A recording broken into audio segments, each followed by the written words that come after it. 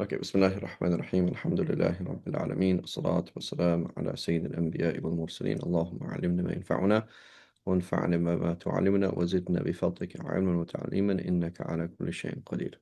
So it says, have they not seen how many disbelieving peoples, plural, we have destroyed before them? We had made them more established in the earth than you.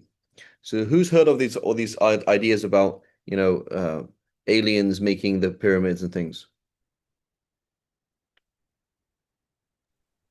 Yeah, they got. right? So on a put like, so let's put that to the side. You are Quraysh, okay, or you're the Quraysh, and you're being spoken to, and you're being told, okay, Quraysh, you have power, right? And you're significant, but are you as significant as ancient Babylon and ancient Egypt? No. When you travel through Iraq, right, and this is all visible, do you see cities that don't exist anymore? Cities that are in the desert? So yeah, we do. Because are your cities as big as theirs? No. Okay, there we go. Right. So that's on one very clear kind of level. Like civilizations of the past were greater than your civilizations, and they were wiped out. So be careful. Now we're going to go to the pyramids, and like I think there is generally a problem with the pyramids. Like we don't know how they made them, and I don't think we could actually make them ourselves. Right? I mean, is anybody here in construction or anybody knows about, architecture? Like, I don't think we can actually make the pyramids ourselves.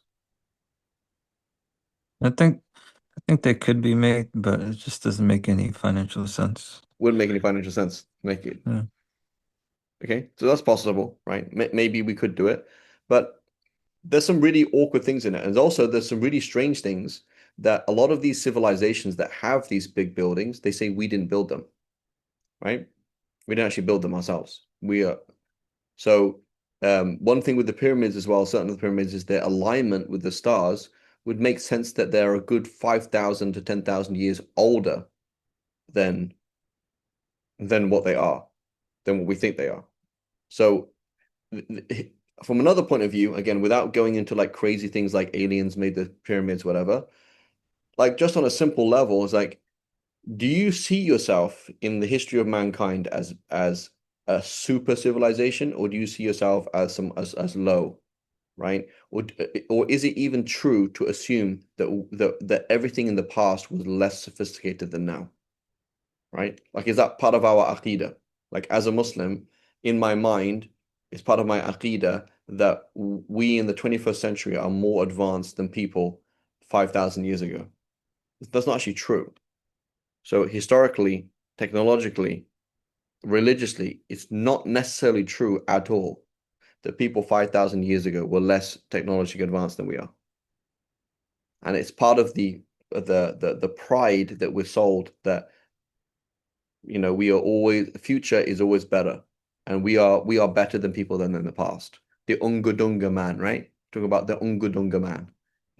He's like this crazy guy of the past who lived in caves and did things, right? But maybe, yeah, there's no, it's, maybe you have to question the assumption that in the past they didn't have technology that you have.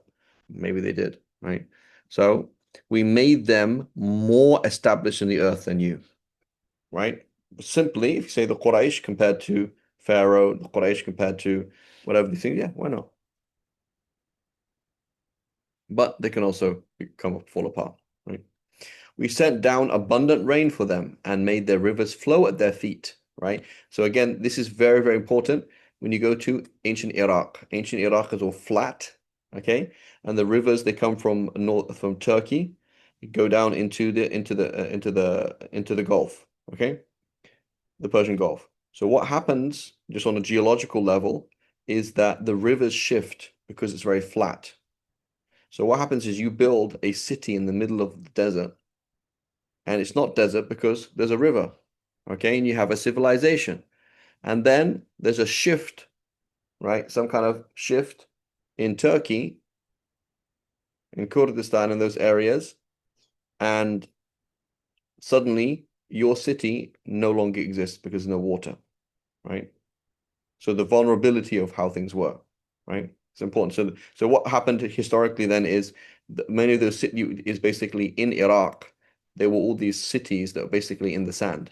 And in the 1850s or something like that, the Europeans found them. They were just stories that these people would have seen, but it was just stories like, oh yeah, there's these ancient cities, right? But in the 1850s, like we actually dug up, like, hang on a minute, we dug up all these ancient cities. And then it's like, hang on a minute, when we start reading cuneiform, etc., right?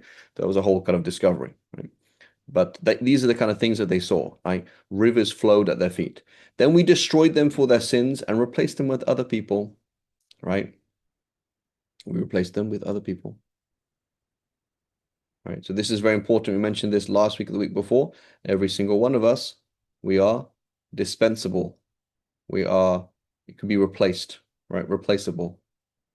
We need Allah, Allah doesn't need us. Muslim Spain, right? Santiago, do you know roughly where your grandparents are from in Spain? I mean, great parents. Um, well, my family's from Colombia from a long time, but I just know about one great grandfather that was from Italy, but I don't know about the ones that are from Spain. Okay. But anyway, Yeah. you know, so but like Spain, 800 years of Islam, right? 800 years, right? The early commentaries on Muslim and Bukhari, Spain, Fuqaha of Spain, right? All this stuff in Spain, right? I'm going to be quoting you're going to be quoting Qurtubi from Spain. You're going to be quoting Ibn Rushd, Spain. So like Spain is like that's a Muslim country, right? Spain, ulama, Spain, all these things. Where is it now? Then we destroyed them for their sins and replaced them with other people. Gone, right? So this is how things are, right? This is how it works, right? Allah subhanahu wa ta'ala, the Prophet told us in the end of time when the Dajjal surrounds Medina, that there will be this shake and all the fake Muslims will leave. So Allah subhanahu wa ta'ala, all those fake Muslims, right? And may Allah save us from being among them, those fake Muslims, you're gonna go, right? You're gonna be shaved off, right? So we have to be very careful. Who do we want to be? Which side of that, do we want to be those people? Like you can go and buy property in Medina, go ahead, you know, go ahead, go and live in Medina, go and buy property there. Try and protect yourself physically or financially from the Dajjal. But but all of us, right? If we don't straighten ourselves out, Allah subhanahu wa ta'ala says it doesn't matter where you live, right? Or who your parents are, or who this or who that. I will replace you if you don't follow this religion, right? It's important it's very important to understand.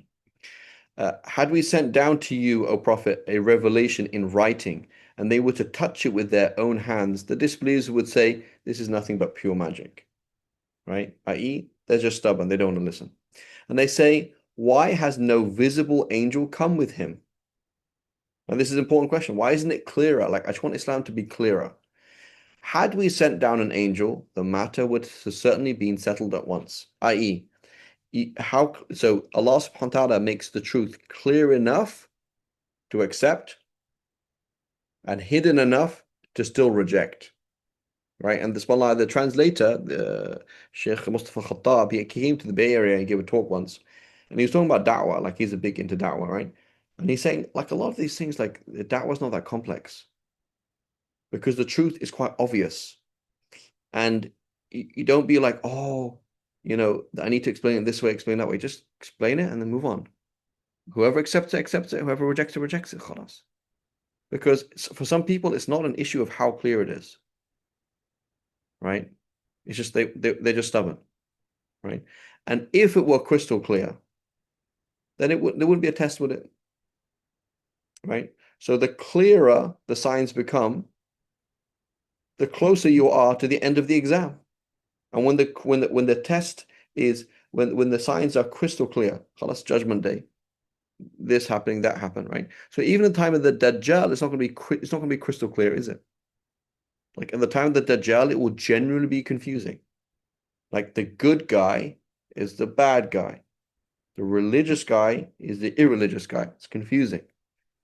Dajjal is not going to be, he's going to be nice. It's going to be like, great. It's like, it's going to be a religious person, claims prophethood, and then he claims godhood, right?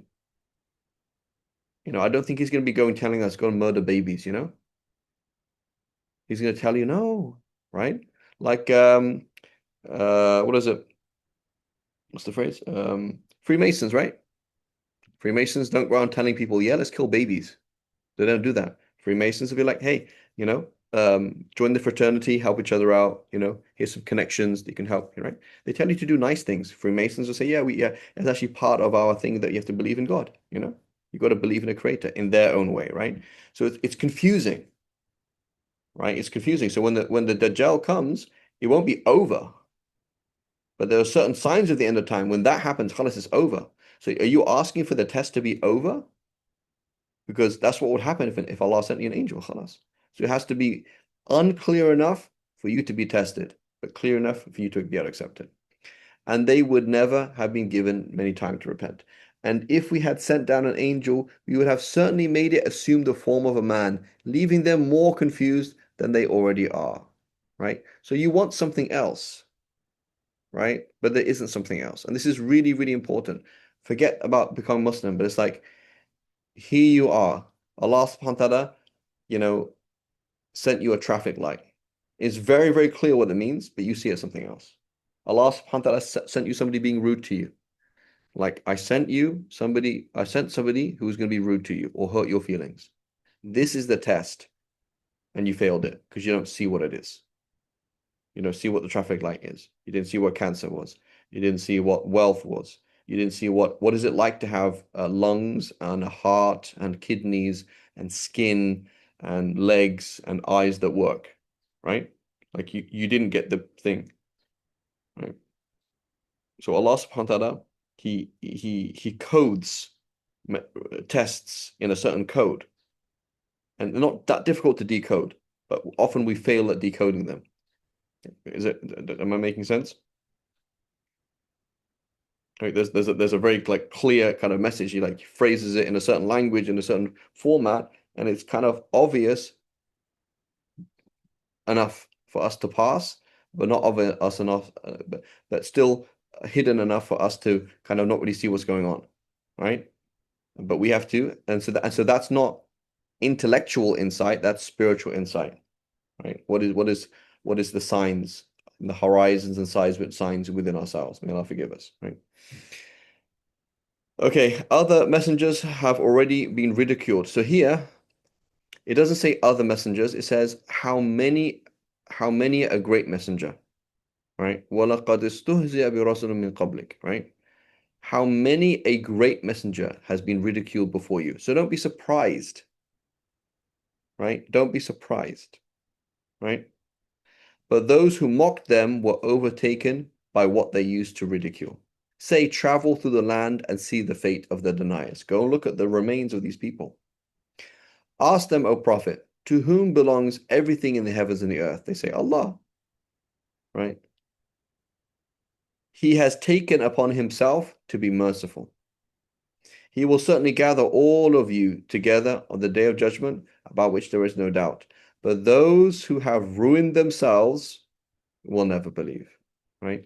Key concept that we see in the Quran again and again, you cannot wrong anybody else. You could only wrong yourself by doing kufr, by doing sin, by ghafla. You can only harm yourself. Allah has made it impossible for him to harm anybody and impossible for you to harm anybody apart from yourself. You have a gun all you can do with it is shoot yourself. That's it.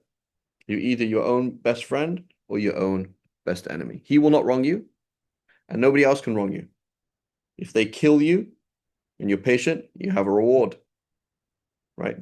They harm you, if they do this, do that, nobody can take anything away from you, right? Nobody can take anything away from you, right? I haven't seen my son for 15 years, and then the day that I saw him, you killed him. You've taken my opportunity away. Nobody can take anything away from you. If it wasn't for you, I'd have this.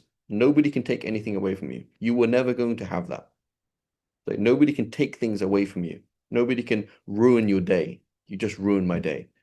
You ruined your own day by the way that you process things. In kufr, sin, wasting time, whatever it is. Every single one of us, we have a golden opportunities every single moment of our life, and we ourselves throw those golden opportunities away. It's not in anybody else's hands. It's in our own hands. إِنَّمَا هِيَ أَعْمَالُكُمْ. Right? Comes in Hadith Qudsi, right? It's just your deeds. Right? It's your deeds. It's no one else's. Right? It's like every single moment, Allah subhanahu wa ta'ala says, sign here, it's yours. Right? It's yours. You don't anything that you didn't sign, like you didn't choose to do that, it's not yours. Right? But you chose to do this, right? You clicked, you wasted time, you reacted in this way, you did this, but that's your own actions. Nobody can do anything. To him belongs whatsoever exists in the day and the night, and he is the all-hearing and the all-knowing. Say, O Prophet, will I take any guardian other than Allah, the originator of the heavens and the earth, who provides for all and is not in need of provision? Say, I have been commanded to be the first to submit and to not be of the polytheists. Say, I truly fear, if I were to disobey my Lord, the torment of a tremendous day. Whoever is spared for the torment of that day will certainly have been shown Allah's mercy, and that is the absolute triumph. If Allah touches you, if Allah so much as touches you with harm, none can undo it except Him. And if He touches you with a blessing, He is the most capable of everything. Nobody can do anything. Right? He reigns supreme over His creation. I'm pretty sure we did this. It all rings a bell.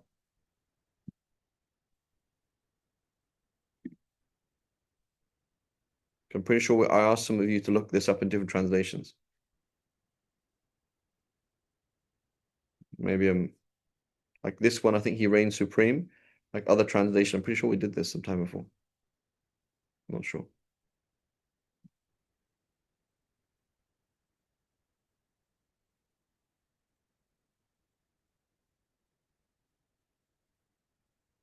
I don't remember doing this though. Wallahu alam.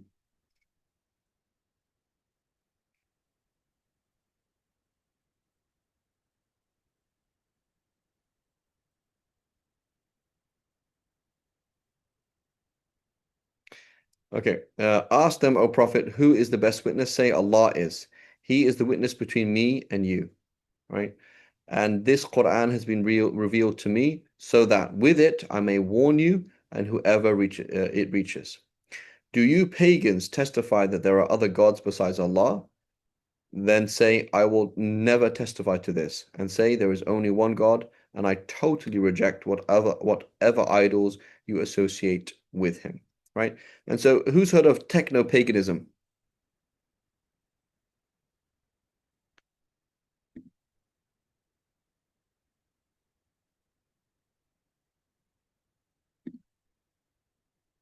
Yeah? Okay, what can you imagine it is? So let's think about the past, okay? In the past, you try and explain lightning, you say, oh, I know why there's lightning, because Thor's angry. Oh, why do the crops grow? Oh, because goddess so-and-so has come out of her sleep, right? So in the past, you try and explain natural phenomena, you don't understand it, so you make up a god, right? So there's this power and this cause and that cause, okay? So then you come from polytheism to monotheism, one cause, okay? And then you go from monotheism back to multiple causes, right? So there's a difference between the first stage and the third stage. The first stage, these are like human-like gods, right? This god, this goddess, and that male god, and they had a fight and they had children and this kind of things, right? It's these are like kind of anthropomorphic gods, okay? And they are maybe sentient and you can talk to them. But what are the gods like in the third stage? There's no God, but there's this cause and that cause. What are they like in that third stage?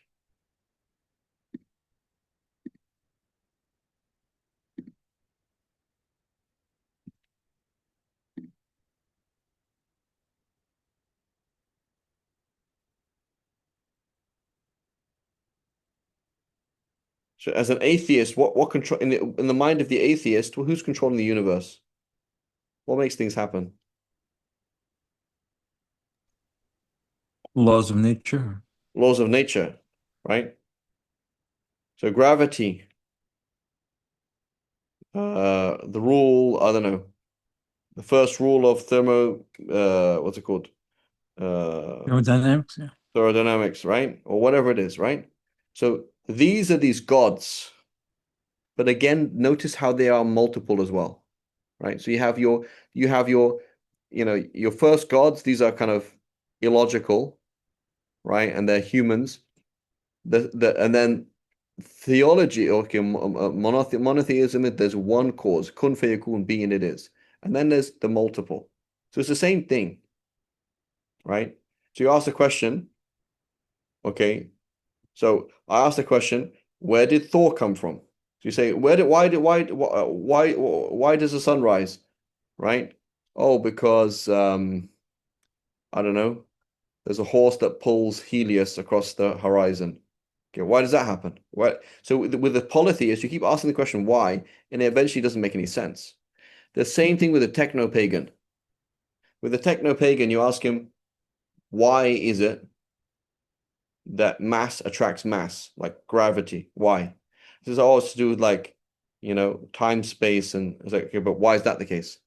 Like, I don't know. So they will get to conclusions that are not axiomatic. They are not self-explanatory. They're basically the lots of untied things. And so they just tell themselves it's okay, one day I'll be able to explain it. Does that make sense? A lot. So they explain certain phenomena with other phenomena, and those phenomena with other phenomena, and just goes on forever. Right? But they're not axiomatic. They're not self-explanatory. So there's no tawheed, there's no one. Right? It's just lots of this rule and that rule and this rule and that rule. Okay? So this is the same. It's a reality. It's just kind of another thing, right? So there is only one God, and I totally reject whatever idols you associate with him.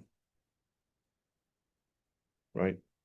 It's a different type of, it's a different type of gods, but they're the same. Right? 1 second, how do I close this?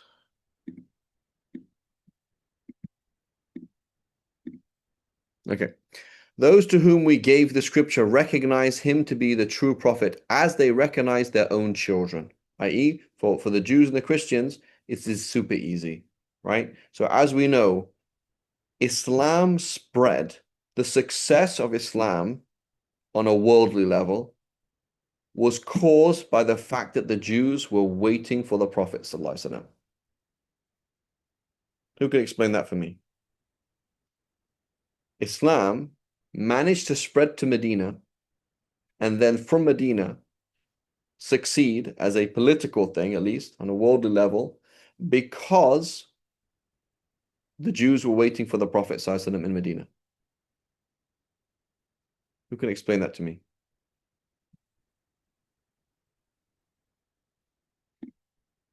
Who knows what happened?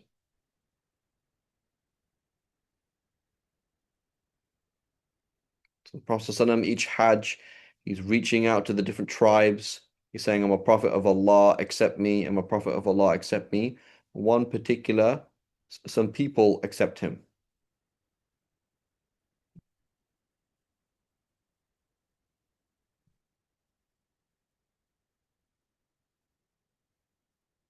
Nobody? So the Prophet ﷺ, for a long time, right? What, 10 years? He's basically, the message is failing, right? The message is failing because he's only has a few followers in Mecca and they're being abused. They have to leave, half of them have to leave and go somewhere else. It's going nowhere, right? But what happens? On the Hajj, along comes some people from Yathrib. The people of Yathrib, in Yathrib, there's a Jewish community, or 3 Jewish communities. And the Jews have been saying, you just wait. You just wait. The final prophet of God is coming. And when he comes, his followers, i.e. us, will wipe you guys out. right? وَكَانُوا مِن قَبْلُ يَسْتَفْتِحُونَ عَلَى الَّذِينَ مِن يَسْتَفْتِحُونَ عَلى الَّذِينَ كَفَرُوا. So the Jews, they kept saying, you just wait. When this prophet comes, it's prophesied that his followers, meaning us, right? The Jews, when this prophet comes, his followers, meaning us, we will take over and we'll wipe you guys out. So you just wait, right? They were always being told this. So now the mushrikeen of Medina, of Yathrib, some of them, they come on the Hajj and they hear there's this man claiming prophethood. And they're like, hang on a minute. This is the man that they're talking about, right? So we should follow him because his followers will succeed, right? So then one person goes back, 2 people, 3 people. They start spreading the deen in Medina. They come back the next year and they say they have bay'at nisa, meaning we are religiously with you, right? And then the next year bay'at rijal, militarily we're with you, not just religiously. We are militarily with you. You can abandon your citizenship of Mecca and the Quraysh, and we will be your tribe, and we will defend you as we defend our women and children, right? So were it not for the fact if this was the truth, those who gave the scripture, we gave the scripture, recognize him, the Prophet, to be true, as they recognize their own children. Were that not the case, Islam wouldn't have succeeded, at least on a worldly level. That is how it succeeded, because the Jews are waiting because the Jews are waiting for him. Salman, right? Salman al-Farisi, right? Everyone knows his story. He's there in Persia. He leaves the fire worship. He escapes, right? Goes to Syria. He's a Christian, and then finally he changes. It goes from one priest to another priest. Eventually, he has his last priest in Iraq, and then he's like, the priest is dying. He says, "Who should I follow?" After you, says, "There's nobody left." But if you go to Taiba or Taba, soon it seems like the final prophet would appear. So go there. So then Salman al-Farisi, what does he do? He says, I'm going to go to Yathrib. The final prophet will appear there. He's trying to get there. He's sold into slavery wrongfully, and then he's a slave there in Medina, right? He's working in a tree, and his Jewish master is talking underneath the tree to another Jew about the coming of the prophet and the signs and that this prophet has come, right? He said, I almost fell out of the tree. Like, that's my whole life. I've been looking for the truth. And that he left his family and all his old religion. And through Christianity, he was told, go to Medina. That's the final prophet. He's going to be there. Right? That his birthplace is Mecca and his mahjar, the place that he will go to, will be Medina. Right? In description of A, B, and C. Okay? So this is very important. Right? So the point is, for the polytheists, it's clear. For the Jews and the Christians, it's crystal clear. Right? It's crystal clear. But it is hidden enough for them still to reject it. Just like for us with the Dajjal, yeah. The Dajjal will solve all of your problems. He will solve all of your problems. It's be very difficult. What did the Prophet say? He said, women will run to the Dajjal to such an extent that men will be tying their wives and sisters and mothers to their house. Because it's like, it just makes sense. Everything he's saying just ticks all the boxes. Right? It will be great. You have problems, he will solve them for you. Theological problems, he'll solve them for you. Financial, health problems, you'll be fine. Right? So fitna, right? The fitna of the Dajjal, not a joke. Right? But it'll be obvious enough, right?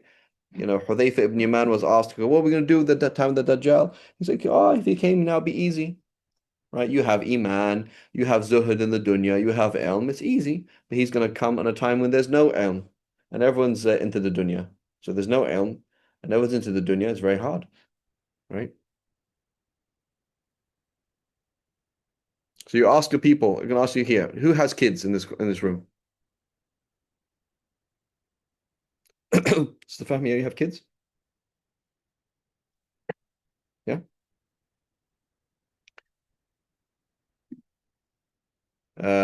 Sister Lavia, you have kids, right? Sister Mahi, you have kids? Yes. Right. Aman, I know you just bought them from Timo recently, right? Santiago, you have kids? Not yet. Not yet. Soon, inshallah. Anyhow, so you ask somebody, you say, brother, how much would you pay for your son to die as a shaheed?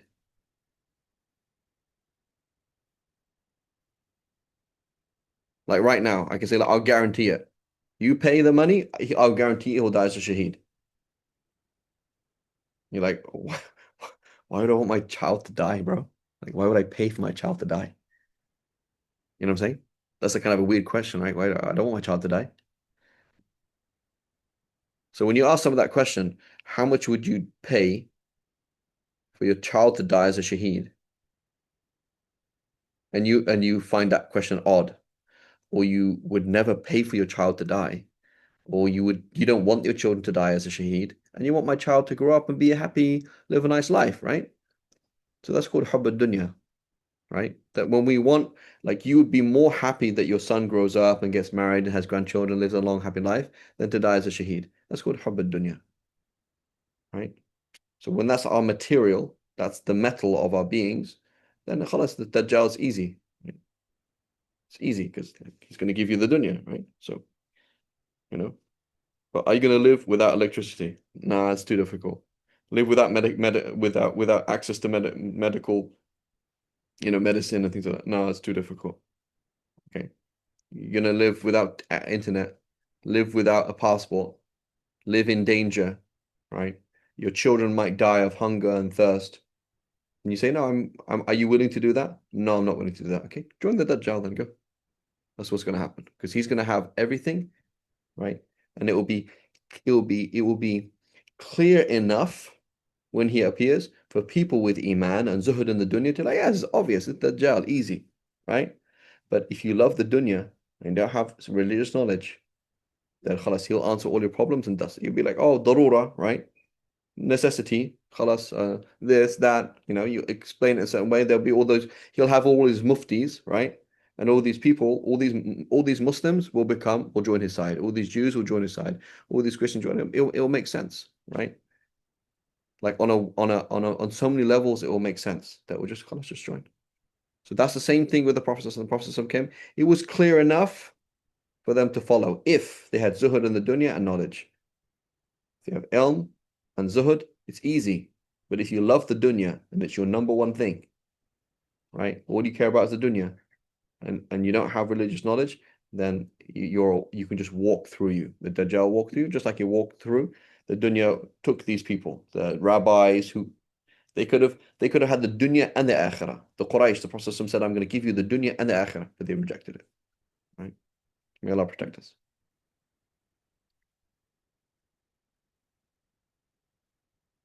Exactly.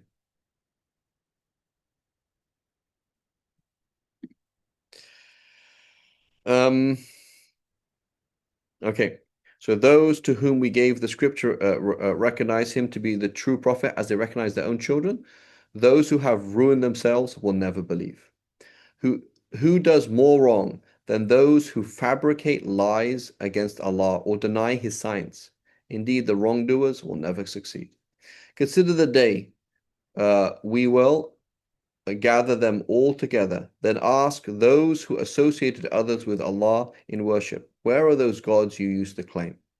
Their only argument will be, by Allah, we were never polytheists. See how they will lie about themselves and how those gods they fabricated will fail them.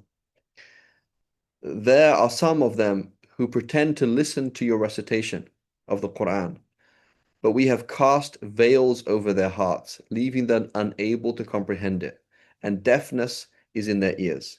And again, this applies to us. Yes, we listen to the Quran and we believe in it, but we will have deafness in our hearts based on our actions. Right? I remember once sharing personal experience. There was a sheikh, he gave a 3-day talk. I listened to 3-day lecture, morning, afternoon, evening, morning, afternoon, evening, and I came away with nothing. Why? Because of my attitude. We have cast veils over their hearts. I can hear you, but I didn't hear anything. And I was like, I didn't take anything from those 3 days.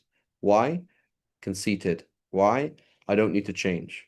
So when you come to the khutbah, you come to a lesson, you come to the Quran and you're broken and you want to change, everything will speak to you. Not a problem. The guy's hardly speaking English, right? You will learn lessons that he's not even saying, right? So I want to compare that. 3-day lecture versus the same teacher teaching. I remember what the same teacher was teaching, and I wasn't even the lecturer. I was working in the kitchen because it had to do like we had to organize the food and stuff. So I'm working in the kitchen. I can hear like 2% of what's going on. When I was working in the kitchen, I learned things he didn't even say, concepts that were deeper than what he was even saying. Right? So it is not what is being said, it is how ready we are to listen. Hearts that are ready to listen, it doesn't matter. You can hardly understand English. It doesn't matter. It's presented in the wrong way. It's not a problem. But it doesn't matter how wonderful this YouTube presentation is. You're there at this ISNA thing. The sheikh is in front of you. You sit with them. You're not going to hear anything because your heart is dark because of what? Your choices. Right? We are a product of our choices. So you're a product of your choices, and now there's a certain way that you are, and you can't even hear anything. Right? So be very, very careful. So somebody who wants to change, doesn't matter what's told to them. So you have no interest in changing. Right? You have no interest in changing. You're not broken inside. Right? Whereas the Prophet ﷺ was broken, even though he was perfect. He was broken inside. Smallest sign is a big sign for those people, right? And for somebody else, the biggest sign in the world doesn't mean anything. We have cast veils over their hearts, leaving them unable to comprehend it, and deafness in their ears. Even if they were to see every sign, they would still not believe in them. The disbelievers would even come to argue with you, saying the Quran is nothing but ancient fables. They turn others away from the Prophet ﷺ and distance themselves as well. They ruin none but themselves, yet they fail to perceive it. If only you could see when they were detained before the fire. They will cry, oh, if only we could be sent back. We would never deny the signs of our Lord, and we would surely be of the believers. But no, they only say this because the truth that they used to hide would become too clear to them. Even if they were sent back, they would certainly revert to what they would what they were forbidden. Indeed, they are liars, i.e., they are made of a metal. Their way of being is if you take that person back, right? You take that person back, they don't change. Like Fir'aun. Fir'aun. Do you accept the message? No. Okay, send him hell. Send him. Okay, I accept the message. I'll do whatever you want. Okay, just save me from this problem. Okay, save the problem. Goes back to his shirk, back to rejecting it. Right? Oh, Musa, help us. There's another problem. Problem solved. Right? And then he goes back. So that's how they are. That's how they are. So they only believe at gunpoint.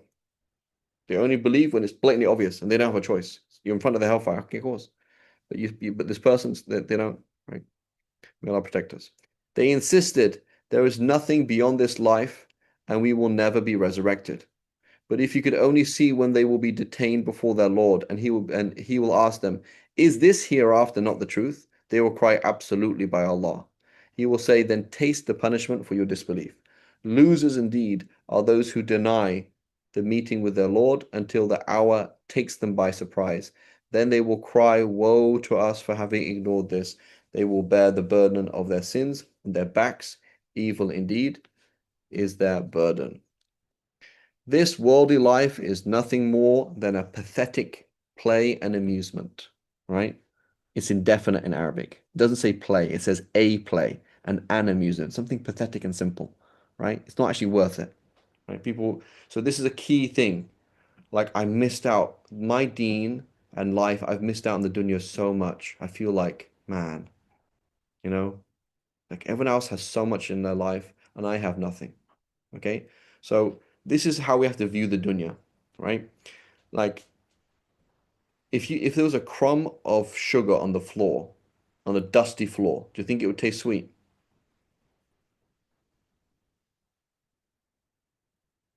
There's a dusty floor and there's a Yeah. crumb of sugar. Yeah, it'd be sweet somewhat. Yeah.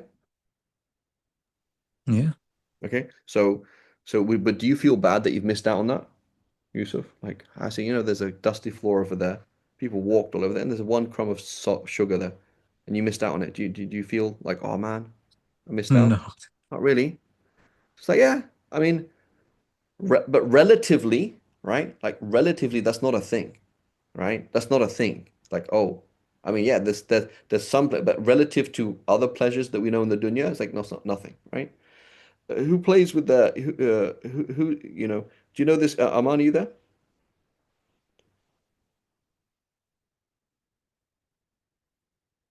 Aman? Maybe somebody else. Yusuf, have you ever played the game Hangnail? In Hangman? Hangnail, No. bro, you missed out. Such a awesome game. Maybe Such we an have awesome another name for it. It's called hangnail.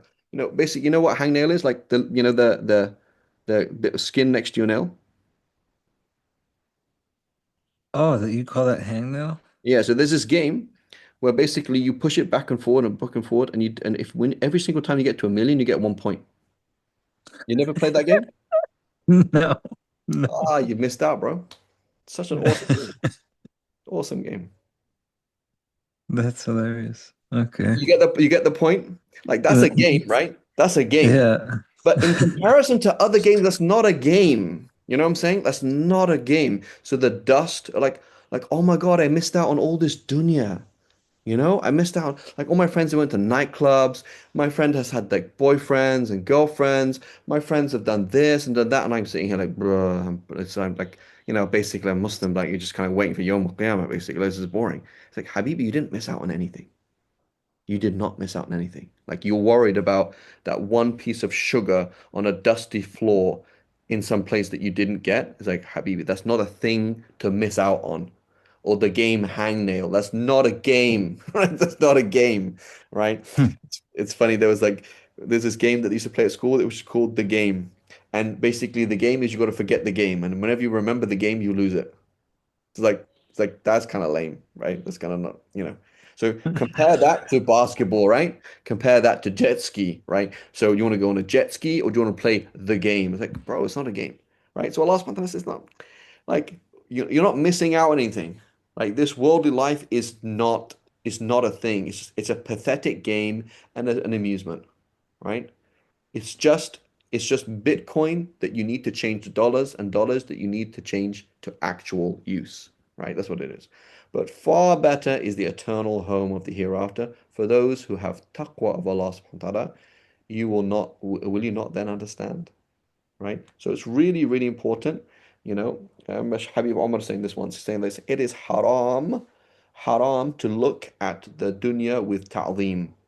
I'm like, oh my God, oh my God, did you hear that this actor, they just, they have this, like, something about the car this actor had. Like, do you look at this actor with ta'zeem, like, you're in awe of this actor, right?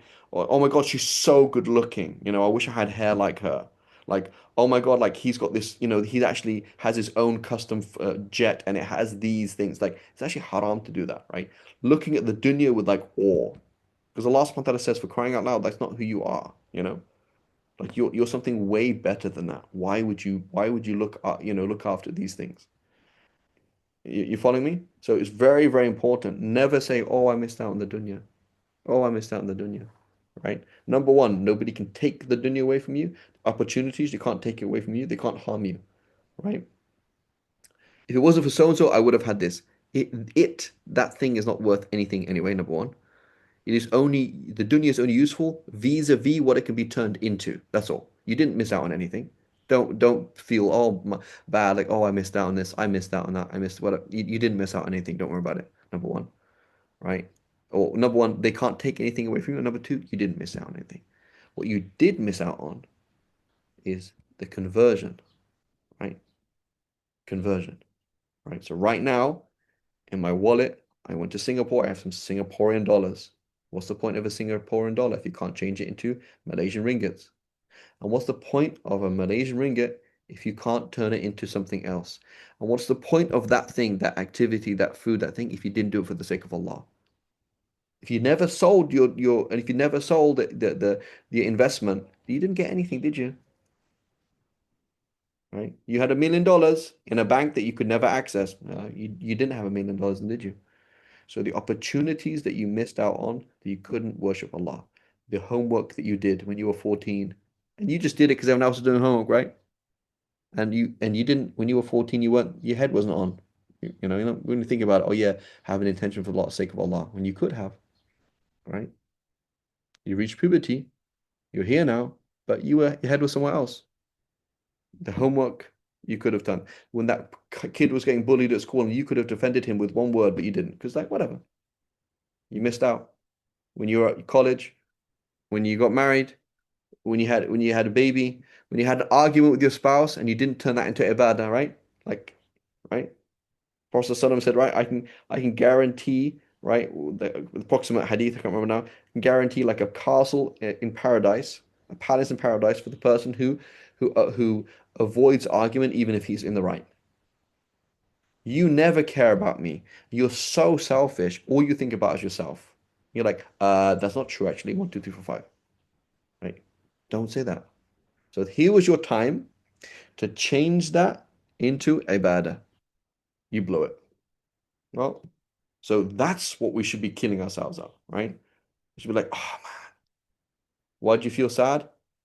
The red light. When the red light was clicking, I checked my phone. I should have said La ilaha illallah 3 times. I could have said La ilaha illallah 10 times while the red light was there, but I didn't. Dhikr for 10 seconds, but I didn't do it. When people were rude to me, I could have been patient, but I wasn't. When things were hard, I could have done this and didn't. Uh, when the cat walked past me, I could have stroked the cat for the sake of Allah, but I stroked the cat because it's cute. You blew it, and you can't go back, can you? Can't go back. That argument that you had, you could have done it in the right way or wrong way. You can't go back. Right? You can't go back. When you were putting the food in the fridge, you could have done it for the sake of Allah. You didn't. You just did it because out of habit. Right? When the mechanic told you that it's going to cost 5 times the price, you didn't say, "Oh Allah, this is sadaqah. Like I'm so looking after the car so that I can do A, B, and C." You didn't have a niyyah. You were like, "Oh, dude, man, it's so expensive." So you were angry with Allah instead of turning it into ibadah. That's what you've lost out on. Don't think about the dunya, and don't think about this person did this and that person did that. Nobody took anything away from you. And there wasn't anything to get anyway. The dunya is not worth it. The only thing the dunya was worth is opportunities, and it is you and nobody else that blew them. Right? Just you. It's just you getting dollar notes and just burning them. You're just burning them. It's insane. Right? It's crazy. Right? You just like every single moment you have dollars and dollars and dollars that you could be using, and you just keep burning them like nothing. It just blows out something. Right now, my head is itchy. How can I turn that into ibadah?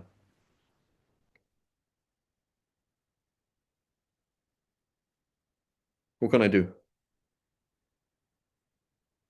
How can I turn that into ibadah? It's an opportunity, right?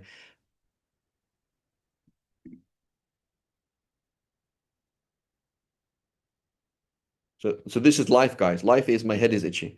Be grateful the opportunity to, yeah, some people can't scratch it, right? People with a cast, right, Sister Maha? Like you have a cast that's super itchy, right? Okay, should I be annoyed that my head is itchy, or should I be patient and say, I know that it's from Allah and I accept it from Allah? Right? Be patient. Turn it into good deeds. Then, should I scratch it before asking Allah's help, or after Allah's asking Allah's help?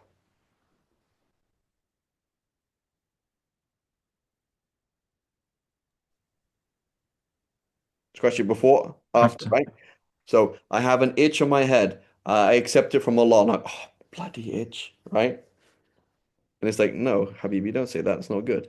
So you just, when you were frustrated with your itch, you're frustrated with Allah Himself, right? So Allah gave you an opportunity, an itchy head.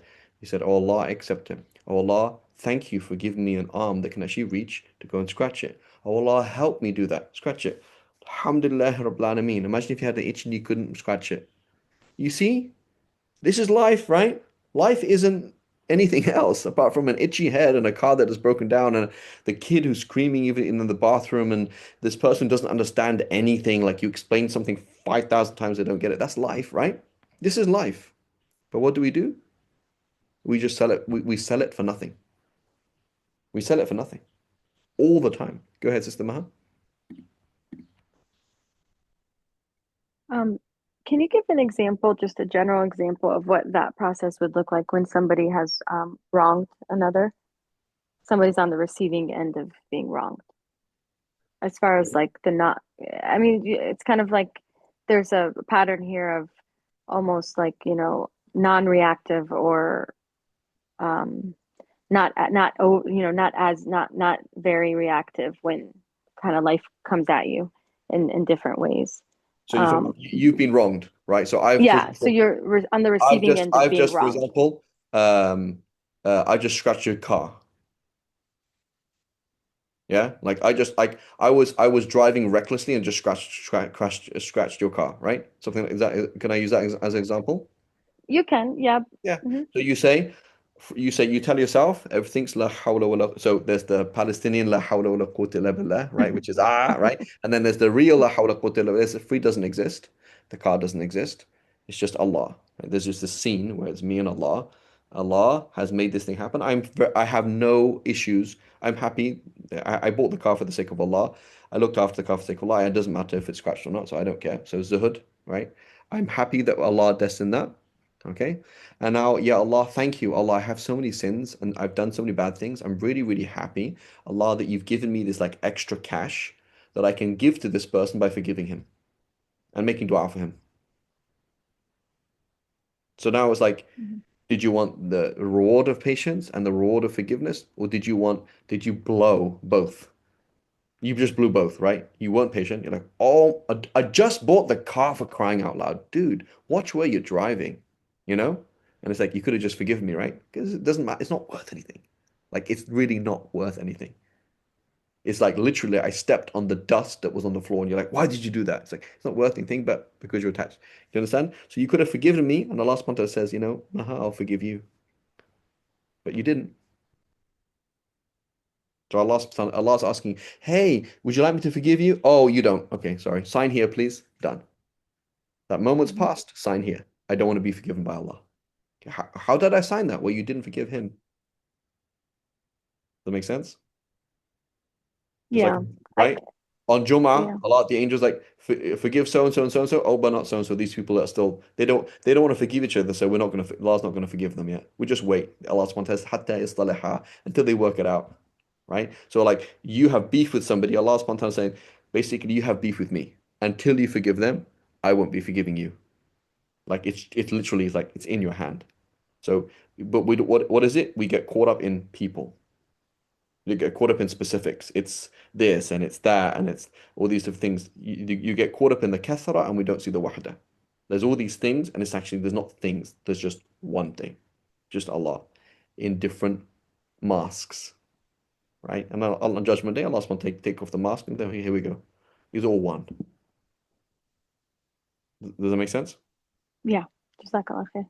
Yeah. But then what do we have to do is we keep so the more we do it, the more it becomes a muscle memory, right? It becomes a muscle memory. Like that's a natural reaction, right? Like a natural reaction. And you're like, it's okay. Alhamdulillah, right? Like you stub your toe and you go, ow, right?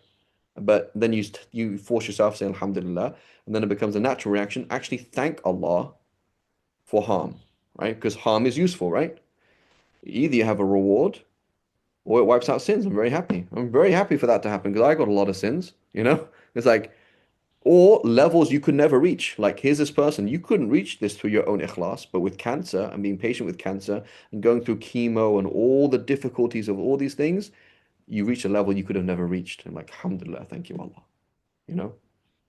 It's like you could have. It's like you were doing your undergrad, and somebody said, you know what, we're gonna boost this up for a PhD. You're like, how? I'm not even on that level. I'll ask them to just put you up on a level you couldn't have reached otherwise, right? So everything's really good for us, right? But so it's what I'm trying to say here is but the dunya is worthless except as an opportunity to convert, but we don't convert it into good deeds. We just blow it all the time, right? Bills are a big thing, right? Speaking to men, like, oh man, like you know, in my life, that's how like money comes and goes. That's just how it is.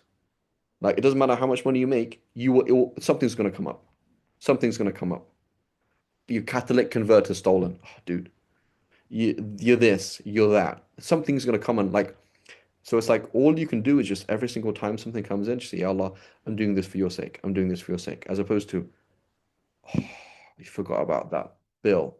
Oh, I forgot about that thing. Oh, now I have to pay this, right? So you say, stop. Why are you paying for it? Do it for the sake of Allah. Hasana, sadaqah, or your phone bill, electricity bill, right? What's your fuel bill right now, right? Is fuel going crazy, Sister Fahmia, right? Do you drive, Sister Fahmia?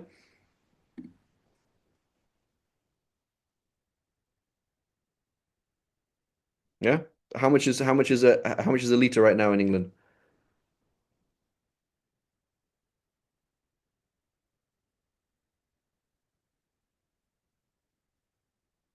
It's like 160 or something like that, isn't it?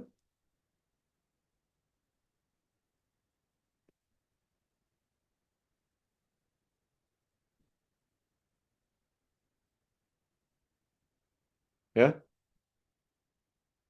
That's just a Fahmia.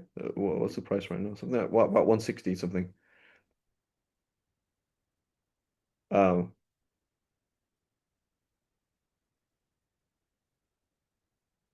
yeah, so that's almost like here we go. Price, fuel, Birmingham. Oh my God, Birmingham. I know you're not. I know where you are, sister, but Birmingham, right? Cheapest price. Yeah, 156. Okay, I'm gonna do that, right? So so anyway, I'm not gonna go through all the math, but you're suddenly spending way more money for nothing. So, well, what's the point of that? It's like, yeah, but make an intention. I am doing this. So you have all these things coming in life, like you make an intention. There's a thing. Otherwise, you just spend money for nothing. So Allah subhanahu wa ta'ala says, so you feel wrong, like, oh, I spent $25, £25 for extra. Why is this happening? So that's sadaqah, for crying out loud. If you have the right intention, it's sadaqah. So Allah subhanahu wa ta'ala is saying, hey, Sister Fahmiya, I want you to spend extra thing in sadaqah, right? And it's like, yeah, I'll do that. I'm very happy to pay sadaqah if I can, right? So instead of being sadaqah, it's grudge. Instead of being a thing for save you from the hellfire, it actually pushes you to the hellfire because you're like, oh man, prices, right? So this is the dunya. The dunya is opportunities. Don't blow it. And if you blow it, make tawbah at least, right? And so that what we should look. So and then going on the key thing about I was talking about the example of the game and the sugar on the floor is like the dunya itself is worthless. But what we should be sad about is the opportunities that we've missed out on. You blew your 10 to 20. You blew your 20 to 30. Blew your 30 to 40. You blew it. You blew that. You blew it. Don't blow it again, right? At least try and don't blow it again. Right? Next opportunity comes up. My back hurts. Alhamdulillah Rabbil Alameen. Thank Allah for I'm patient. I'm not frustrated. I thank Allah. I fear Allah concerning looking after my back. I seek help from Allah. I move my chair. And then I die. You see that? That's life. So I was patient with my back pain. I processed it through the Sharia. Well, hang on a minute, you're responsible for looking after your back, right? Like you should sit properly. Okay? You moved asking Allah's help, and then you died. And that's it. Move on.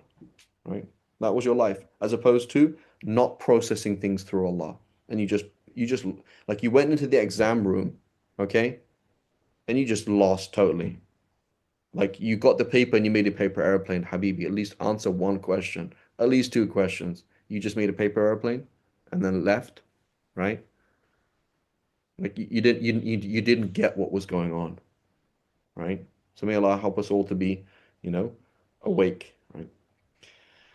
Okay, we certainly know that what they say grieves you, O Prophet. It is not your honesty they question. It is Allah's signs that the wrongdoers deny, right? Because they know you're speaking the truth, right? The Prophet ﷺ, was he insane? No.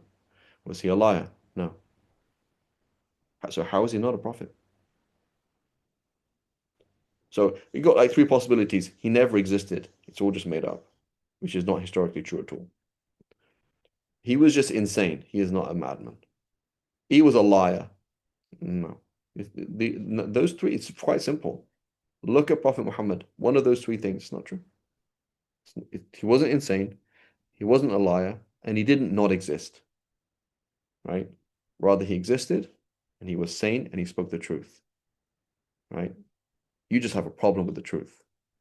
Indeed, messengers, many were rejected, but patiently endured rejection and persecution until our help came to them. So this is the message to the believers: patiently endure.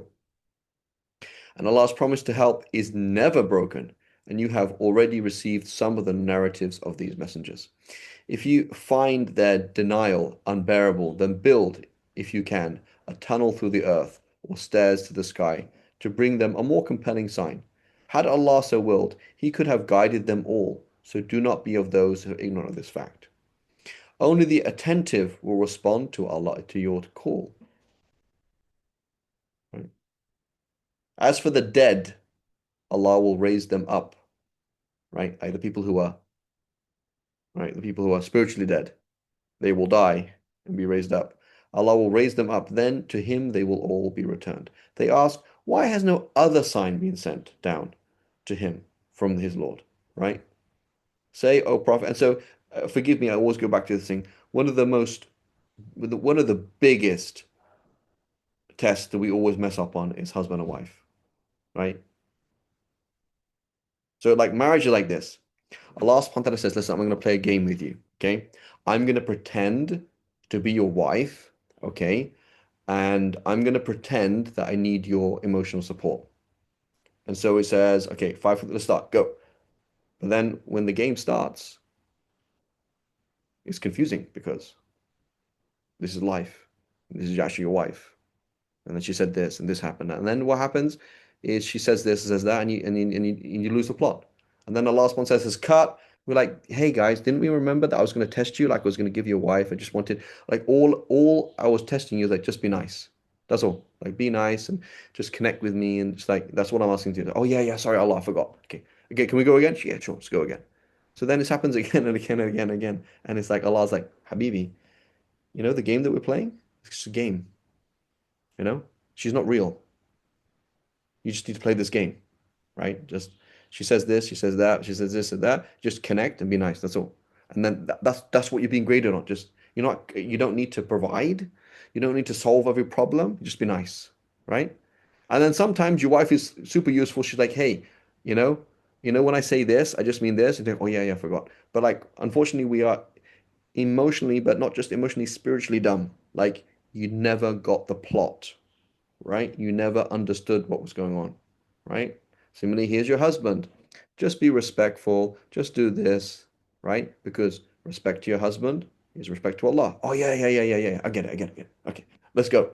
Start. And then it's like, oh, dude, you're disrespectful.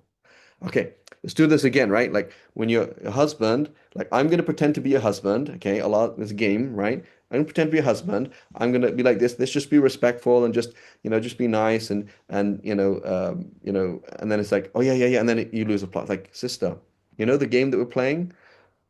Yeah, but I would keep forgetting it, right? So husband wife is one of these things because it's so complex. Like it's so hard to see through this is we keep messing up so many times.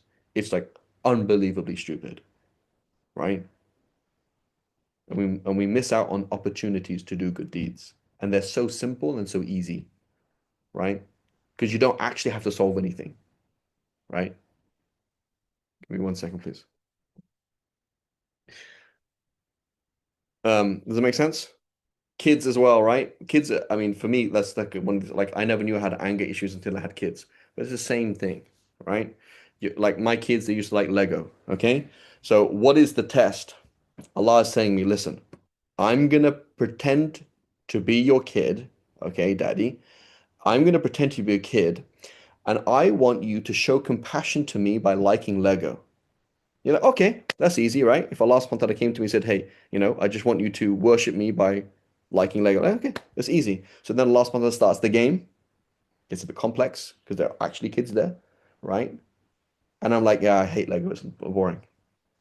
And then stops the game, says, okay, you didn't get it, right? Like Allah is pretending to be, let's say he's saying, I want you to show me mercy by pretending that you like Lego even though you don't like Lego. So they're like, oh yeah, yeah, I'm sorry, I just forgot. Start again. It's the same test again and again and again, right? Or Allah's going to do this. He says, listen, I'm going to pretend to be your kid, and I'm going to knock the milk on the table, right? And it's going to like go into your laptop. I just want you to be patient. You're like, oh, okay, okay, Allah, I'll do that. Sure, sure, sure. And then the last man says, you ready? Okay, let's go. And then it's like, oh my God, you destroyed my laptop. And then you hit the kid. And it's like, why'd you hit your child? Right? Like kids knock milk over, right? Why'd you do that? So the last one says, cut. And is it, remember the game we were playing? Like there wasn't actually any kids. It's just Allah testing you. Like, oh yeah, oh, I'm sorry, right? You guys watched the Bad Guys, right? Yeah, worst thing ever, right? It really hurts. Everyone knows the Bad Guys? The cartoon? I watch a lot of cartoons because of my kids. Has everyone watched that? No? Sister Fahmia, I think your kids are too old. Anyway, basically, there's these bad guys in this cartoon. You've watched this, Sister Fahmia, okay? Anyway, um, uh, no, I mean, you've watched it? It's a cartoon movie, cartoon film. I mean, of these bad guys who are the good guys. Anyway, so that they're being trained to be good, right? And they keep not understanding what the whole point is. Like you just have to be nice. Like I'm gonna pretend to like we're gonna pretend as an old lady. How would you help her across the road? We're gonna pretend this and we can do that. Like they just keep not getting it. So this is spiritual. This is what we mean by spiritual. What's it called? Um, what's the word? Uh, blindness. Like you don't see the point of what's going on around you. And you just see the specifics, but you don't see the point, even though the point is actually quite simple, right? Like anybody could tell you, like even a non-Muslim be like, hey, you explain to them in like 2 minutes about Islam. They're like, what do you think, if God existed, what do you think he'd be testing me on here? Like, yeah, like anybody would know it, but yet we're in the situation we lose it. You know what I'm saying? Like, if I lost my job, what do you think God would be testing me on? I'd be like, yeah, yeah, yeah. But then when you're in that situation, we lose it, right? We do. So these things this is what we miss out on. Simple tests that happen every day, and we just fail them. And we're like, dude, that's what we should be kicking ourselves, saying, man, you've missed out on the dunya, meaning you've missed out on the opportunities to do good things. Not that you've missed out on, I don't know, whatever pleasures there are, because they're not really pleasures. When somebody goes to Jannah, like, oh, that's pleasure. When someone goes to hell, oh, that's pain. In the dunya, there was no real pain in compared to the akhirah. And there's no real pleasure in compared to the akhirah. So you didn't miss out on anything, right?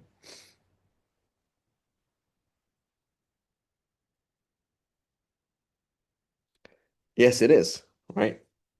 But the issue is we forget, right? Because it is complex, right? Particularly marriage. Marriage is one of these extremely emotionally taxing things. So it's quite hard to be like, oh yeah, I'm totally fine. It's like, okay, let's have a game like this. Okay, let's do this game. Allah says, I'm going to pretend to be your wife and I'm going to cheat on you. And I need you to just be forgiving and understanding. Really? You know what I'm saying? Like, oh yeah, okay. I mean, in principle, right? But it's like, dude, you know what I'm saying? Like, that's a pretty hard test. Someone's in that situation, like, that's very, very difficult, right? But for many people, the Sharia just goes out the window, right? So when you have someone like, dude, you just killed your wife, like, yeah, what do you expect me to do? You know what I'm saying? It's like, yeah, but that's haram. See, I don't know what to do. You know, like there's certain scenarios where it's like very difficult with your own kids. Like my kids are young, right? But like when you people talk about like I invested so much in my kids, and this is how they treat me.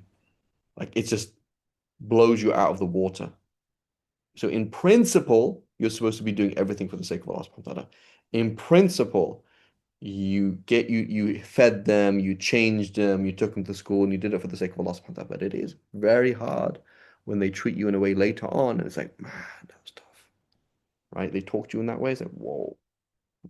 But this is spiritual literacy, right? Spiritual literacy, and we have to work on it on small levels, and then get bigger and bigger and bigger. And Allah subhanahu wa ta'ala tests us on these things. My point that I'm trying to make is we look at our lives and say, man, when do what I missed about the dunya, what I'm upset about the dunya is what I've missed out on in terms of what I could turn into good deeds, right? Those moments that have gone, and not, I don't know, opportunity, other things. It's not really relevant. May Allah forgive us.